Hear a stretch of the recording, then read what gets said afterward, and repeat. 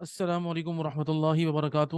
اعوذ باللہ من الشیطان الرجیم، بسم اللہ الرحمن الرحیم، الحمد للہ رب العالمین، والصلاة والسلام علی اشرف الانبیاء والمرسلین، نبینا و سیدنا محمد صلی اللہ علیہ وسلم وعلی آلہ واصحابہ اجمعین ومن تبعہم بإحسان الی یوم الدین، اما بعد، رب اشرح لی صدری ویسر لی امری واحلل عقدۃ من لسانی یفقهوا قولی واجعل لی وزیرا من اہلی۔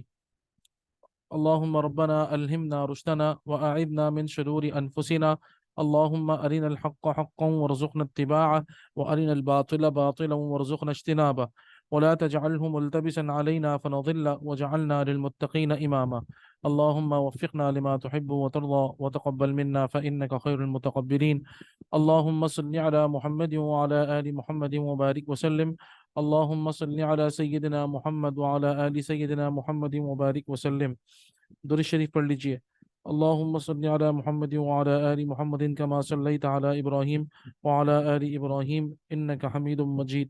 اللہم بارک علی محمد وعلی آل محمد کما بارکت علی ابراہیم وعلی آل ابراہیم انک حمید مجید۔ اللہم آمین یا رب العالمین۔ میں آپ سب کو خوش آمدید کہتا ہوں آج کے درس کے اندر۔ آج کا درس ہمارا آیت نمبر سورہ یوسف آیت نمبر 21 سے ہم شروع کریں گے انشاءاللہ، اور دیکھیں گے ہم کہ کہاں تک جا سکیں گے، اور ممکن ہے کہ ہم صرف رکوع مکمل کریں، اور رکوع مکمل کر کر ہم اپنی بات کو مکمل کر لیں گے انشاءاللہ۔ اللہ سبحانہ و تعالی کا بڑا فضل ہے اور بڑا احسان ہے کہ اللہ تعالیٰ نے ہمیں توفیق عطا فرمائی کہ ہم اللہ تعالیٰ کی کتاب کی چند آیات کو پڑھیں، ان کو سمجھیں، ٹھیک ہے نا؟ تو ہم شروع کرتے ہیں۔ آپ کے سامنے آیت نمبر 21 لکھی ہوئی ہے۔ اعوذ باللہ من الشیطان الرجیم، وقال الذی اشتراه من مصر لامرأته اکرمی مثواه عسى ان ينفعنا او نتخذه ولدا وكذلك مكنا ليوسف في الأرض ولنعلمه من تأويل الأحاديث والله غالب على أمره ولكن أكثر الناس لا يعلمون۔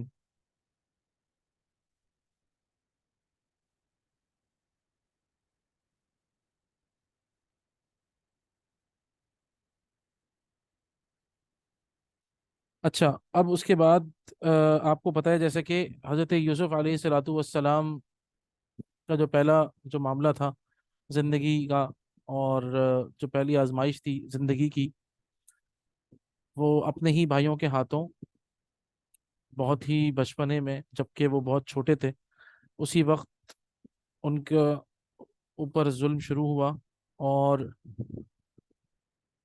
ان کے بھائیوں نے تو اپنے طور پر تو یوسف علیہ الصلوۃ والسلام سے چھٹکارا پا لیا اور ان کو کنویں میں ڈلوا دیا، اور وہاں سے پھر ان کا سودا بھی ہو گیا آگے۔ وقال الذي اشتراه من مصر لامرأته اکرمی مثواه عسى ان ينفعنا۔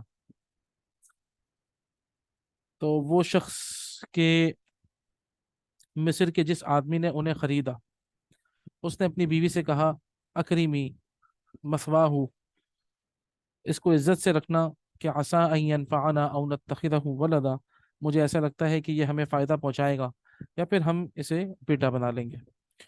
اور یہ تو ایک صرف بہانہ تھا۔ اللہ تعالیٰ فرماتے ہیں وَكَذَلِكَ مَكَّنَّا لِيُوسُفَ فِي الْأَرْضِ، اور اس طرح ہم نے اس سرزمین میں یوسف علیہ الصلوۃ والسلام کے قدم جما دیے۔ وَلِنُعَلِّمَهُ مِن تَأْوِيلِ الْأَحَادِيثِ، تاکہ انہیں باتوں کا صحیح مطلب نکالنا سکھائیں۔ اور اصل بات تو یہ تھی کہ واللہ غالب علی امرہ، اللہ کو اپنے کام پر پورا قابو حاصل ہے، ولیکن اکثر الناس لا یعلمون، لیکن بہت سے لوگ ان باتوں کو نہیں جانتے۔ ولما بلغ اشدہ آتیناہ حکما وعلما وکذالک نجزی المحسنین، اور جب یوسف علیہ الصلوۃ والسلام اپنی بھرپور جوانی کو پہنچے تو ہم نے انہیں حکمت اور علم عطا کیا، اور جو لوگ نیک کام کرتے ہیں ہم ان کو اسی طرح بدلہ دیتے ہیں۔ تو یہاں پر ایک تو یہ بات ہے کہ یوسف علیہ الصلوۃ والسلام کی بڑی بڑی قیمتیں لگ گئی تھیں مصر میں، اور یوسف علیہ الصلوۃ والسلام جتنے بڑے تھے اتنا سونا، اور اس کے علاوہ بڑے بڑے کے لوگوں نے قیمتیں لگانی شروع کی، اور اس کے برابر مشک، اس کے برابر قیمتی یعنی کہ جتنے کے یوسف علیہ السلام کا ویٹ ہے اس کے حساب سے سونا، اور اس طرح کی مختلف روایات امام قرطبی رحمۃ اللہ علیہ نے نقل کی ہیں. ٹھیک ہے. تو بہرحال لیکن اصل بات تو یہ تھی کہ خود یوسف علیہ الصلوۃ والسلام کی ذات مبارکہ اس سے بڑھ کے تو کوئی دولت نہیں تھی، اور وہ عزیز مصر کو بہرحال وہ مل گیا. خیر. اچھا، امام ابن کثیر رحمۃ اللہ علیہ فرماتے ہیں کہ یہ شخص کے جس نے مصر میں حضرت یوسف علیہ الصلوۃ والسلام کو خریدا تھا، وہ ملک مصر کا وزیر خزانہ تھا. ٹھیک ہے.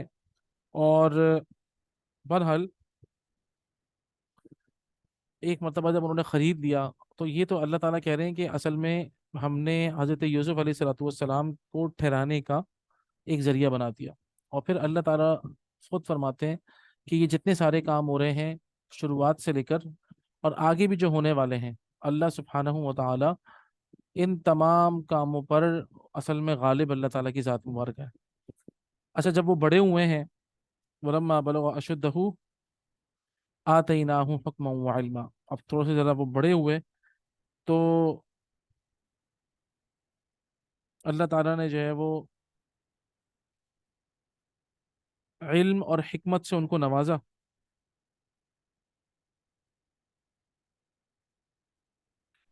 تقریباً 33 سال کی عمر ان کی ہوئی ہے.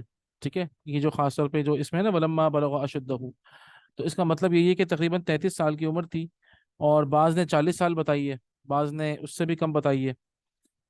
اور ایک اور چیز جو سب سے اہم بات ہے کہ یہ جو علم و حکمت ہے،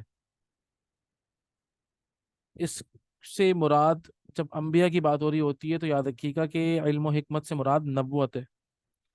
ٹھیک ہے نا. وَكَذَلِكَ نَجْزِي الْمُحْسِنِينَ، اور ہم اسی طریقے سے بدلہ دیا کرتے ہیں نیکوں کاروں کا. اب اس کے بعد ہوا یہ تھا کہ جس گھر میں یہ رہتے تھے، اب جو قصہ آ رہا ہے وہ بڑا اہم ہے. ٹھیک ہے نا. اور اس کو سمجھنا بھی بہت ضروری ہے، اور اس کے اندر ہمارے لیے بڑے سبق ہیں. ٹھیک ہے نا. وراودته التي هو في بيتها عن نفسه وغلقت الابواب. ٹھیک ہے. اور وقالت هيت لك، جس عورت کے گھر میں یوسف علیہ الصلوۃ والسلام رہتے تھے، تو اس کو جو ہے نا عزیز مصر کی بیوی جسے آپ کہہ سکتے ہیں، تو وہ حضرت یوسف علیہ الصلوۃ والسلام پر جو ہے وہ حضرت یوسف علیہ الصلوۃ والسلام کے بارے میں وہ فتنے میں مبتلا ہو گئی.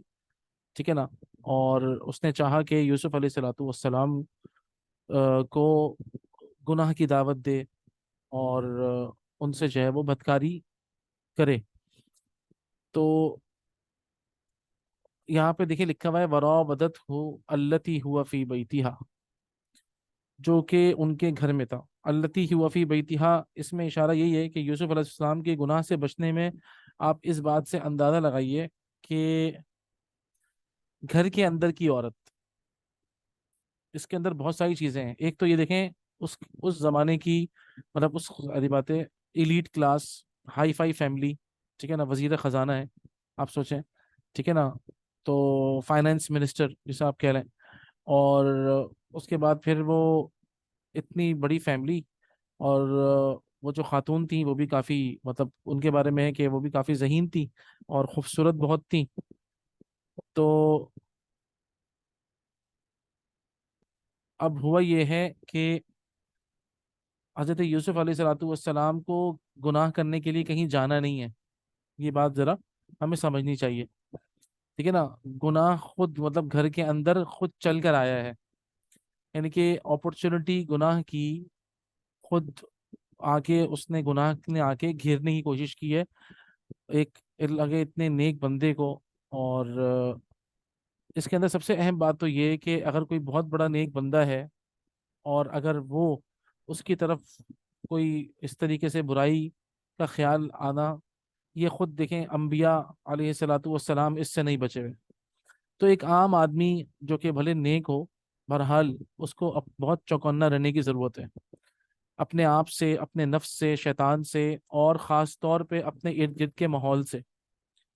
کیوں؟ کیونکہ ظاہری بات ہے اگر وہ ایماندار ہے، وہ نیک ہے، تو ایسا نہیں ہو سکتا کہ یہ دنیا اس کو بخش دے. ٹھیک ہے نا.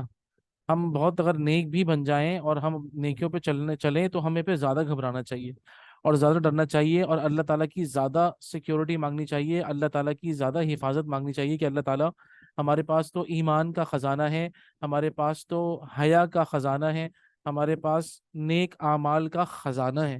اللہ تعالیٰ کہیں ایسا نہ ہو کہ ہمارا نفس چور بن کر اس خزانے کو چرا لے، شیطان چور بن کر ہمارے اس خزانے میں سے کسی ایک کو ڈسٹرب کر دے یا چرانے کی کوشش کرے، اور جس کی وجہ سے ہم اپنا ایمان کھو بیٹھیں یا اپنی حیا کو کھو بیٹھیں، ٹھیک ہے نا، یہ موریلٹی کو کھو بیٹھیں، اپنی آنکھوں کی عزت، اپنی آنکھوں کی حیا، اور جتنے بھی جوارے ہیں، بھلے وہ آنکھ ہو، کان ہو، ناک ہو، زبان ہو، ٹھیک ہے نا، ہمارا دل سب سے بڑھ کر شرمگاہ ہو، تو یہ سب چیزیں ظاہری باتیں، یہ سارے اعضاء، ہاتھ، پیر، دماغ، دل، ٹھیک ہے نا، یہ سب کے سب انسان جو ہے نا وہ گناہ میں مبتلا ہو جاتے ہیں، خدا نہ خواستہ اگر انسان ان سے غافل ہو جائے۔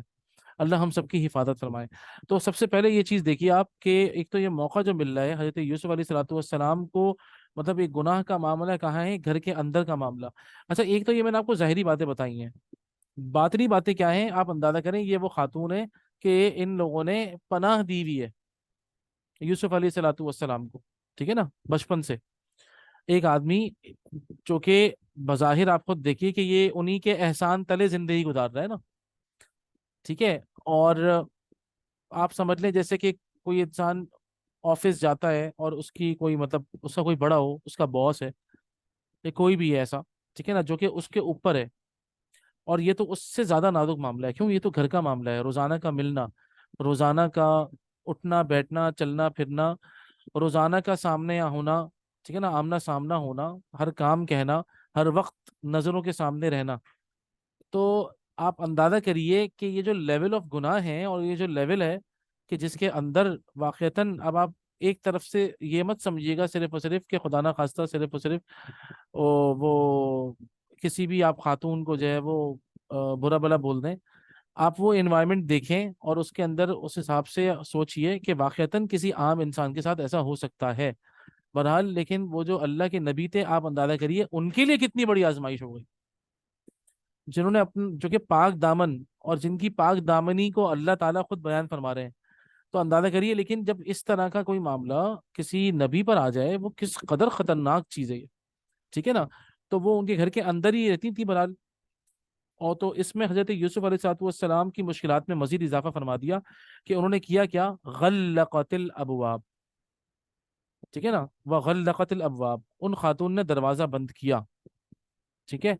امیجن کریے آپ ایک گھر میں رہتے ہیں اور وہاں پر وہ خاتون ہی مالکن ہے، اور وہ ایسی مالکن ہے کہ جن کے آپ کے اوپر بڑے احسانات ہیں، اور وہ براٹ اپ بھی آپ کے سامنے ہی ہوا ہے، تقریباً آپ انہی کے سامنے کے بچے ہیں، لیکن آپ اس کے سامنے پھر بڑے ہوئے ہیں، جوان ہو گئے ہیں، اور پھر وہ انہوں نے دروازہ بند کر دیا، غلقت الابواب، اور کہا کیا؟ وقالت حیت لک، یہ لفظ جو ہے نا عربی کا، اس کی چار پانچ قراتیں ہیں۔ وقالت ہی تو لک ایک قرات یہ، وقالت ہی تلک ایک قرات یہ، وقالت ہی تو لک، ٹھیک ہے۔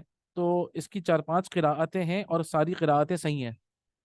تو کیوں؟ کیونکہ عربی زبان کی ڈائیورسٹی ہے، تو اس کے اندر مطلب کیا ہے کہ میں آپ کو صرف مفہوم بتا دیتا ہوں ان کے، کہ ان میں وہ ساری باتیں شامل ہیں کہ میرے پاس آ جاؤ، ٹھیک ہے نا، مجھ سے چمٹ جاؤ، ٹھیک ہے، مجھے اپنا لو، میری طرف اٹریکٹ ہو جاؤ، ٹھیک ہے، اپنے آپ کو میرے حوالے کر دو۔ یہ وہ ساری چیزیں ہیں جو اس ایک لفظ کے اندر ہیں، ٹھیک ہے نا۔ تو وقالت، کہا اس نے ہی تلک۔ تو اب ایسی بات جب ہوئی تو حضرت یوسف علیہ الصلوۃ والسلام کے منہ سے فوراً جو ہے نا وہ دعا نکلی اپنے بارے میں، کہ جب اس طرح کا کوئی موقع آئے تو کہنے لگے قال معاذ اللہ، معاذ اللہ، اللہ کی پناہ، میں اللہ کی حفاظت میں آتا ہوں، ٹھیک ہے نا، عاد یعود، تو معاذ اللہ، میں اللہ کی پناہ میں آتا ہوں، یہ ان کے منہ سے پہلا لفظ نکلا۔ اور یہ ہمیں سمجھنا چاہیے، یہ اس قدر اہم ہمارے لیے جو ہے نا وہ سیکھنے کا معاملہ ہے، کہ جب بھی کبھی ہمارے نفس کا یا شیطان کا حملہ ہو، بھلے وہ ہمارے اندر ہو یا باہر سے کوئی ہمیں اس طرح کا کوئی انوائٹ کرے گناہ کی طرف، تو پہلا لفظ جو حضرت یوسف علیہ الصلوۃ والسلام نے اپنے منہ سے نکالا وہ ہے معاذ اللہ، اللہ تعالیٰ کی پناہ۔ تو انسان، اہل ایمان، سب سے پہلے وہ اپنے آپ کو، اپنے اسٹیٹس کو، اپنے تقوی کو، اور ہو سکتا ہے مسجد کے امام ہو سکتا ہے حرم کے امام ہو سکتا ہے پتہ نہیں کتنی بڑی نیک ہستی ہو، سب محتاج کس کے ہیں؟ اللہ تعالیٰ کے محتاج ہیں۔ کیوں؟ یہی میسج ہے لا حول ولا قوت الا باللہ کا، کہ اللہ تعالیٰ کی توفیق کے بغیر اور اللہ سبحانہ و تعالیٰ کی رحمت کے بغیر کوئی انسان گناہ سے بچ نہیں سکتا اور نیکی بھی نہیں کر سکتا۔ تو سب سے پہلے اللہ کے نیک بندوں کا شیوا کیا ہوتا ہے؟ وہ اپنے آپ کو سب سے پہلے تو اللہ کے حوالے کرتے ہیں، معاذ اللہ، اللہ کی پناہ، اللہ کی پناہ یعنی کہ اللہ تعالیٰ کی حفاظت۔ یا اللہ میں آپ سے سیکیورٹی مانگتا ہوں، یا اللہ میں آپ سے حفاظت مانگتا ہوں، ٹھیک ہے نا؟ بھلے وہ کوئی سا بھی معاملہ ہو، کہیں کا بھی ہو، دوست بلا رہے ہوں، یا کوئی کسی گیدرنگ میں جانا ہو، یا کوئی ایسا معاملہ ہو جائے کہ جہاں آپ پھنس جائیں، تو کیا کریں آپ؟ یوسف علیہ الصلوۃ والسلام کی سنت مبارکہ کے اوپر عمل کرتے ہوئے بولے معاذ اللہ۔ کوئی بھی آپ کو گناہ کی دعوت دے تو سب سے پہلا لفظ بولیے معاذ اللہ، اللہ تعالی بچائے۔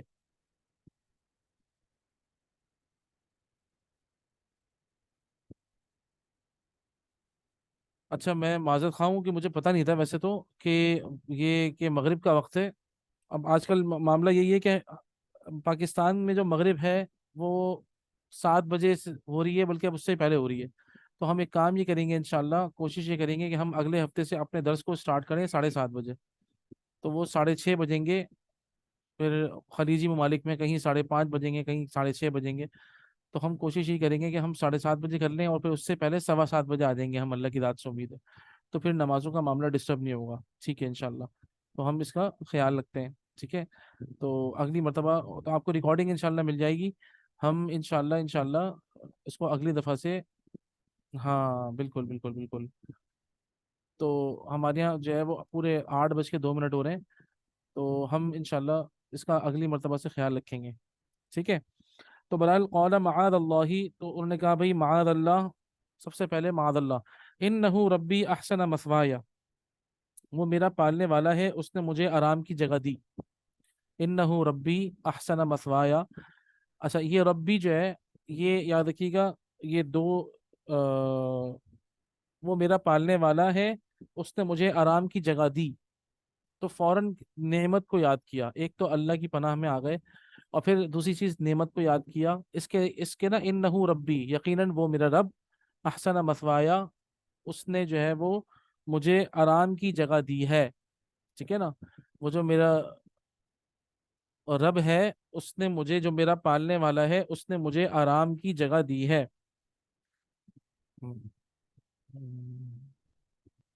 اس نے مجھے اچھی طرح رکھا ہے، وہ میرا آقا، اس نے مجھے اچھی طرح رکھا ہے، ٹھیک ہے نا؟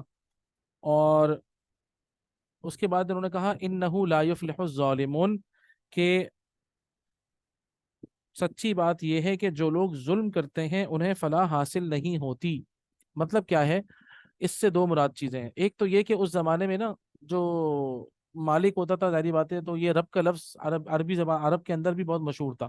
آپ نے آج بھی سنا ہوگا کہ جتنے بھی اونرز ہوتے ہیں عرب ممالک کے اندر، تو وہ ان کو ارباب ارباب لوگ کہہ رہے ہوتے ہیں نا، تو وہ رب کی جمع ہی ارباب ہے۔ تو اس زمانے میں بھی بڑا کامن تھا کہ بھائی جس گھر میں آپ رہ رہے ہیں، جو آپ کو فائنینس کر رہا ہے، جو آپ کو پال رہا ہے، تو اس کو وہ رب کہتے تھے۔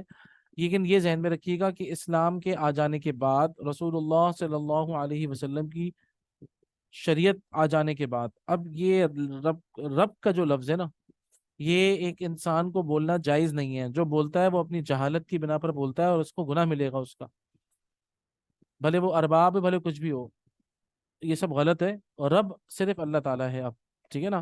اس زمانے میں ظاہری باتیں انہوں نے بھی، حضرت یوسف علیہ السلام کی بھی ظاہری باتیں کوئی نیت یہ تھوڑی تھی، مراد ان کی یہی تھی کہ یہ جو رب ہے، یعنی کہ میرا جو آقا ہے، میرا جو مالک ہے، جو میرا فائنینسر ہے، اور جو میرے جو ہیڈ ہیں، اصل میں جن کی وجہ سے یعنی کہ مجھے مطلب میں میرے سارے کے سارے معاملات چل رہے ہیں، احسن مثوایا، انہوں نے مجھے بڑی اچھی طرح رکھا ہے۔ تو اس سے نا دو معنی مراد لیے گئے ہیں۔ ایک تو یہ کہ حضرت یوسف علیہ الصلوۃ والسلام یہ جو الفاظ کہہ رہے ہیں یہ اسی کے لیے کہہ رہے ہیں، کون؟ جو کہ اچھا یہ جو خاتون تھیں ان کا نام زلیخا بتایا گیا ہے، ٹھیک ہے نا، خاتون کا نام زلیخا بتایا گیا ہے۔ تو یہ جو خاتون تھی اور یہ بیوی تھی، ٹھیک ہے نا، ان کے شوہر جو تھے، ظاہری بات ہے، ٹھیک ہے نا، جو مین عزیز مصر، یعنی کہ یہ کون ہے؟ یہ مصر کے فائنانس منسٹر ہیں، فائنانس وزیر خزانہ ہیں یہ، ان کی اہلیہ ہیں یہ زلیخا صاحبہ۔ تو اس نے فوراً ایک تو یوسف علیہ السلام نے فوراً یاد دلایا کہ دیکھو جو تمہارا جو شوہر ہے اس کے میرے اوپر بڑے احسانات ہیں، یہ جو معاملہ، یہ جو تم نے مجھے دعوت دی ہے گناہ کی، اس قدر خطرناک معاملے کی، بے حیائی کی طرف، تو تمہارے مطلب شوہر کے میرے اوپر بڑے احسانات ہیں، اس نے مجھے بڑے اچھی طرح رکھا ہے، یعنی کہ اگر تم میرا لحاظ نہیں کر رہی تو تم اس شوہر کا اپنے لحاظ کرو کہ جس کو تمہیں جب تم جواب دے ہو جس کے، ٹھیک ہے نا۔ اچھا، اور دوسرا اس کے اندر ترجمہ یہ کیا گیا ہے کہ انہو ربی احسن مثوایا، یہ اللہ کی طرف ہی ہے، ٹھیک ہے نا، یعنی کہ حضرت یوسف علیہ الصلوۃ والسلام نے اللہ ہی سے پناہ چاہی، یعنی کہ اللہ تعالیٰ سے سیکیورٹی مانگی، اللہ تعالیٰ سے حفاظت مانگی کہ اللہ تعالیٰ اس گناہ سے میں بچ نہیں پاؤں گا، آپ مجھے بچائیں گے، آپ مجھے بچا لیجئے اپنی خاص رحمت اور فضل سے۔ اور اس کے بعد انہو ربی احسن مثوایا کا مطلب یہی ہے میرا رب یعنی اللہ تعالیٰ نے مجھے بہت اچھا رکھا ہے۔ انہو لا یفلح الظالمون، یقیناً ظالم لوگ کامیاب نہیں ہوتے، یعنی کہ ظلم کیا ہے؟ یاد رکھیے گا، حد سے گزرنا، باؤنڈریز کو کراس کرنا ظلم کہلاتا ہے، ٹھیک ہے نا۔ ایک وہ انسان جو کہ اپنی باؤنڈریز کو، وہ باؤنڈریز جو اللہ تعالیٰ نے اور اللہ کے رسول نے بنائی ہیں ہمارے لیے، ہمارے ہی فائدے کے لیے ہیں، تو باؤنڈریز کو کراس کرنا،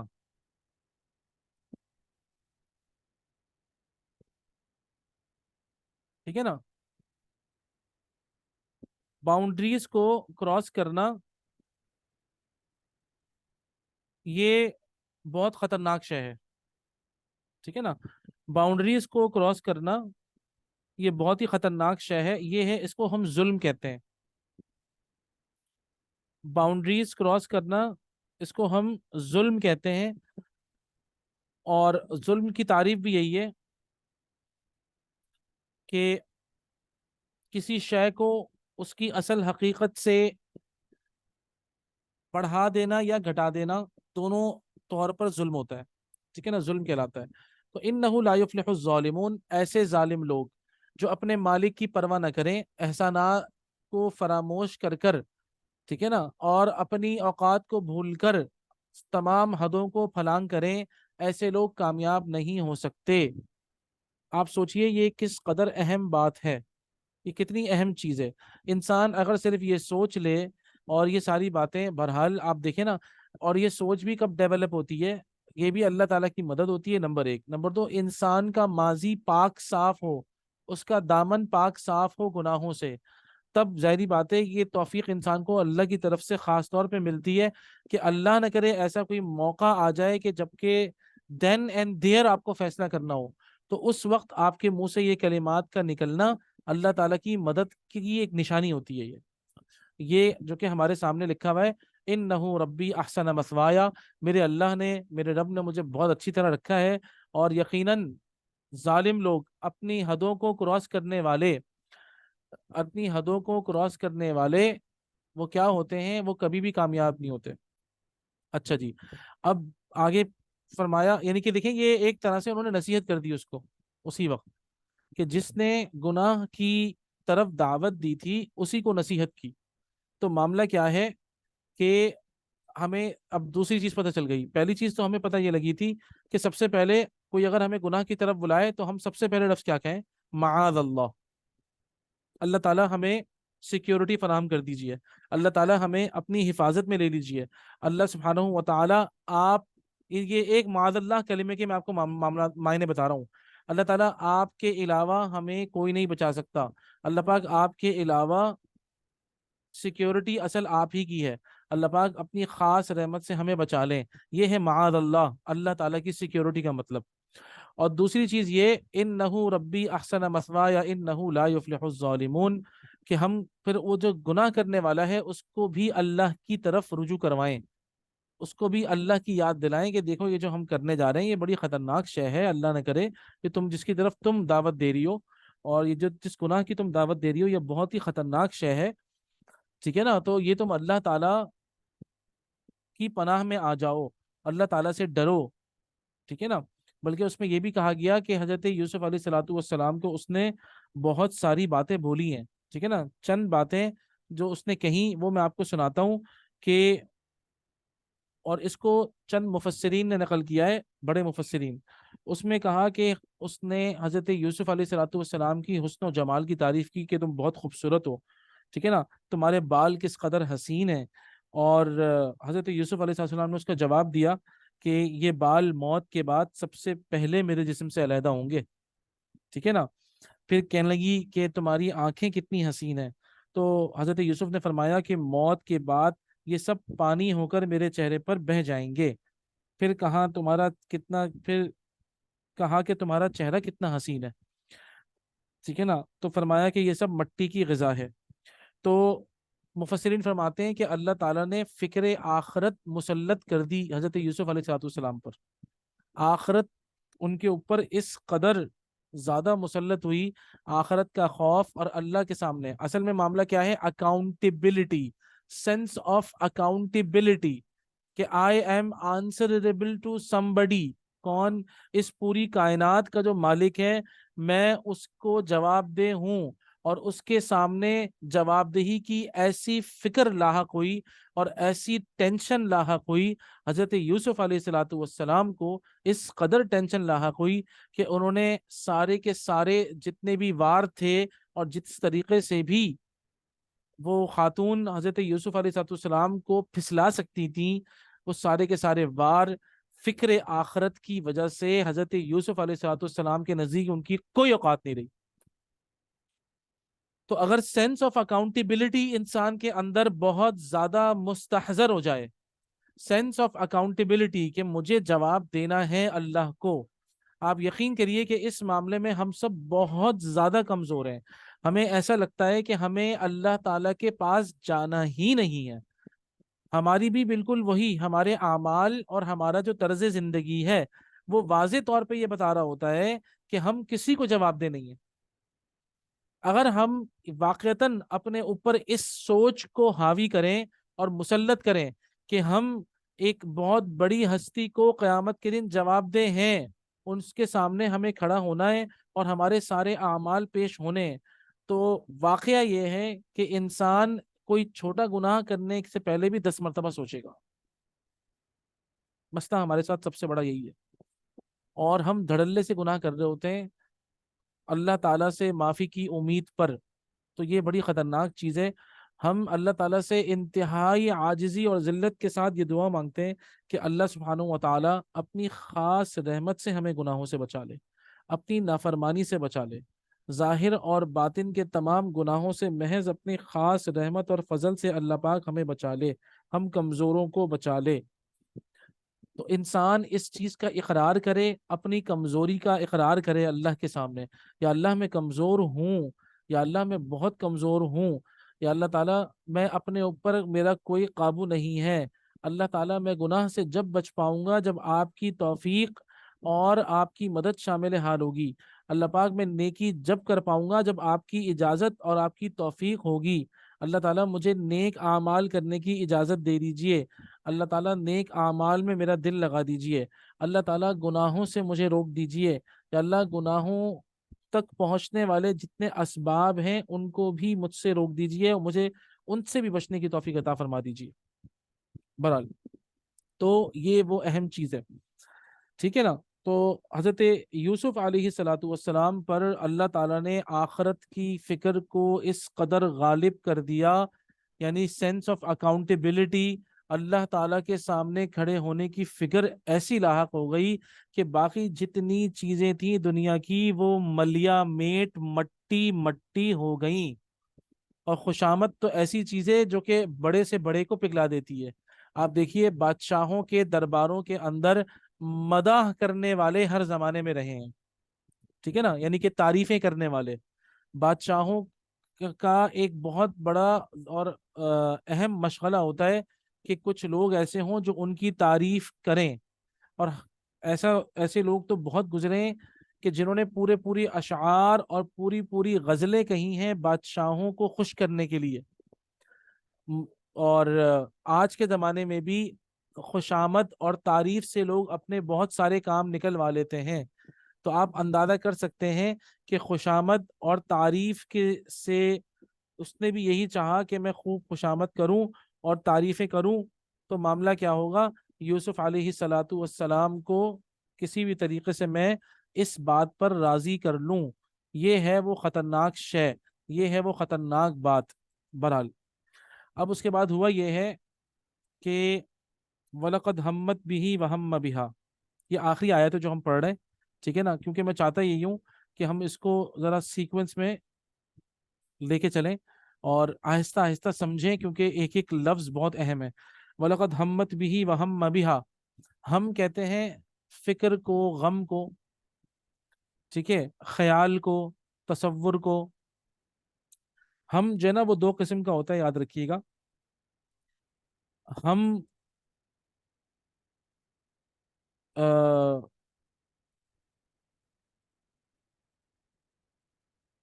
کسی کام کا ارادہ کر لینا، کسی کام کا پختہ ارادہ کرنا، ٹھیک ہے، ایک لفظ تو یہ ہوتا ہے ہم، اور دوسرا ہوتا ہے وسوسہ۔ دیکھیں، کوئی انسان اگر کسی کام کے پیچھے لگ جائے تو اس کے دماغ کے اندر وہی کام رہتا ہے کہ میں یہ کر کے چھوڑوں گا، یعنی کہ وہ اس ہم میں مبتلا ہو جاتا ہے۔ ہم، میں یہاں پہ ہائی لائٹ کرتا ہوں لفظ ہم، تاکہ آپ کو سمجھ میں آئے یہ نا، یہ ہم، یہ والا جو لفظ ہے ہم، یہاں پہ بھی ہم ہے۔ ہم، ہم، اس کا مطلب کیا ہے؟ پہلے میں آپ کو ترجمہ سناتا ہوں اس کا۔ وَلَقَدْ ہمت بھی وہم، اچھا، وَلَقَدْ ہمت بھی وہم بہا لولا ان رأى برہان ربہ، پہلے میں آپ کو اس کا مطلب سناتا ہوں تاکہ آپ لوگوں کو تھوڑا سا اس کا مفہوم سمجھ میں آئے، ٹھیک ہے نا۔ مطلب کیا ہے؟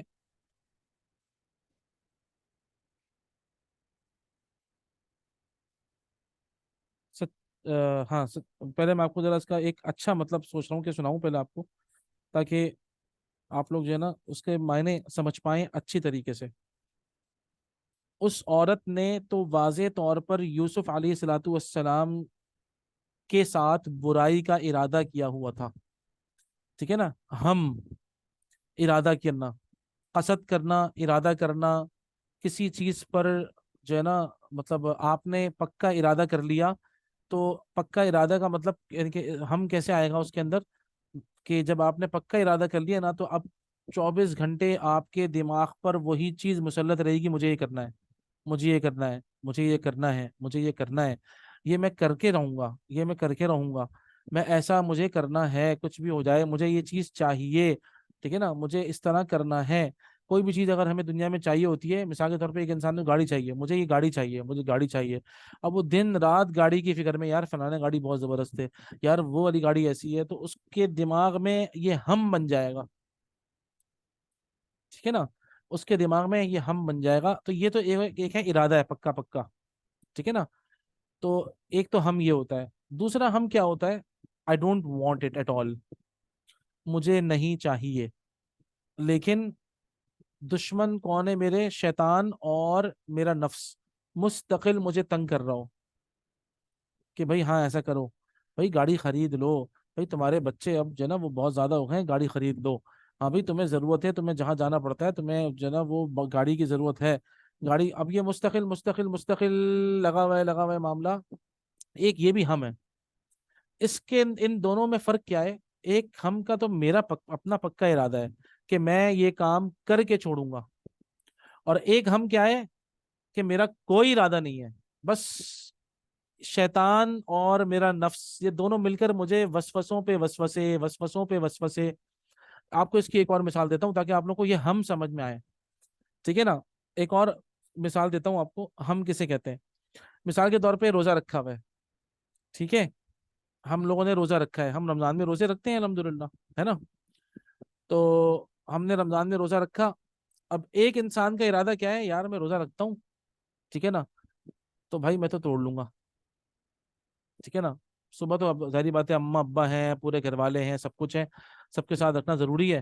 لیکن بھائی میں تو نہیں رکھ سکتا. کیوں؟ کیونکہ مجھے تو بھائی سگریٹ پینا ہے، یا مجھے تو پان کھانا ہے، یا مجھے تو کچھ اور کھانا ہے، یا پھر مجھ سے بھوک برداشت نہیں ہوتی، ٹھیک ہے نا بھائی. یا پھر میں کام بہت دیر تک کرتا ہوں، تو بھائی ظاہری بات ہے کام کے دوران تو مجھے سگریٹ پینا پڑے گا، یا کام کے دوران تو مجھے بھوک لگی کھانا کھانا پڑے گا، یا کام کے دوران میں اپنا نشہ نہیں چھوڑ سکتا بھائی، یا کام کے دوران ایسے انسان جو ہے نا وہ بہت. تو اب یہ انسان کیا ہے، اس انسان کا ارادہ پہلے سے ہی روزہ توڑنے کا ہے، ٹھیک ہے نا.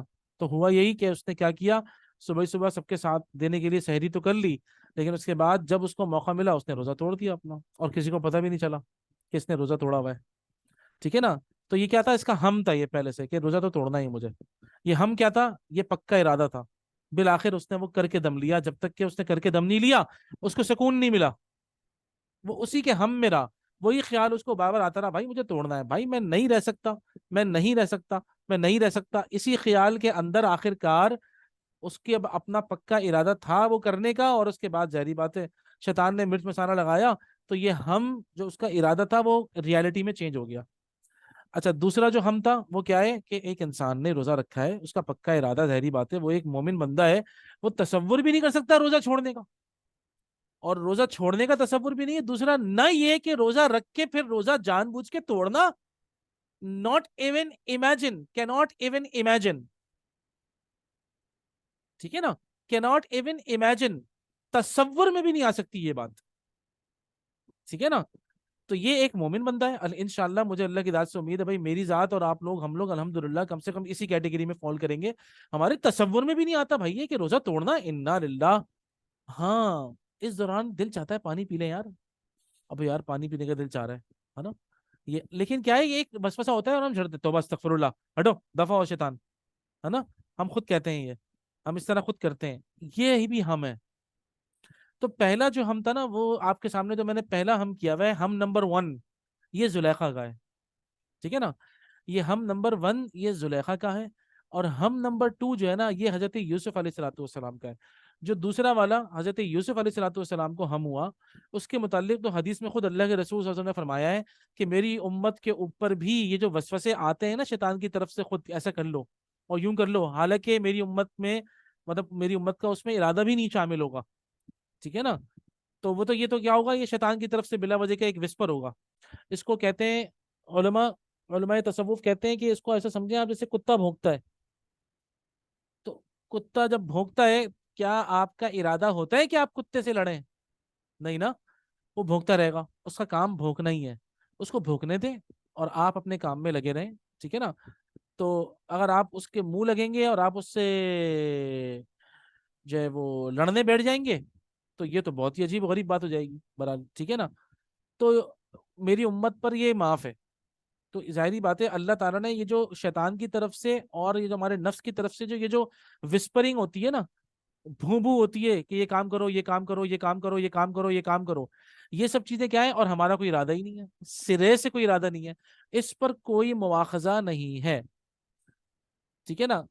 تو اور اس سے پہلے میں نے آپ کو بتا دیا، اگر خدا نہ خواستہ ہم ایسا ہوا کہ جس میں آپ کا پکا ارادہ شامل ہے، میں تو یہ کر کے ہی چھوڑوں گا، اور اس کی وجہ سے وہ کام آپ کے دل و دماغ پر مسلط ہو کر آپ کی فکر بن گیا ہے، آپ کا ہم بن گیا ہے، تو پھر ظاہری بات ہے وہ تو نیگیٹو ہم ہے، ٹھیک ہے نا. تو زلیخا نے بھی وہ جو نیگیٹو ہم تھا اس کا پکا ارادہ کیا ہوا تھا کہ میں تو یہ کام کر کے چھوڑوں گی کچھ بھی ہو جائے.